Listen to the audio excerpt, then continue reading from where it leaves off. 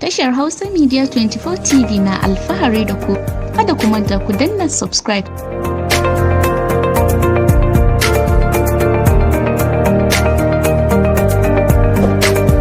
Sannan ku danna alamar kararrawa domin sanar da ku da zarar mun saka bidiyo ku.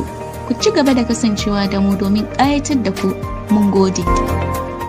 Wasu masu ta'addari wa mutane kwacen waya sun kashe wani matashi mai suna Umar Muhammad Ahmad a jihar Kano. Wani dan uwan mamacin da aka daba wa wuka, Mustapha Modi Adamu, ne ya bayyana hakan cikin wani sako da ya wallafa a kan shafinsa na Facebook a ranar Lahadi. Rahotanni sun bayyana cewa mutane da dama sun fuskanci wannan mummunar barazana ta masu kwacen waya, inda aka samu ɗimbin jama'a da suka rasa rayukansu, yayin da kuma wasu suka samu rauni daban-daban. Tun watannin baya dai gwamnatin jihar ta sanar da dasa na'urorin ɗaukar hoton bidiyo na CCTV a wurare daban-daban a faɗin jihar, a wani yunkuri na sanya idanu da zumar magance irin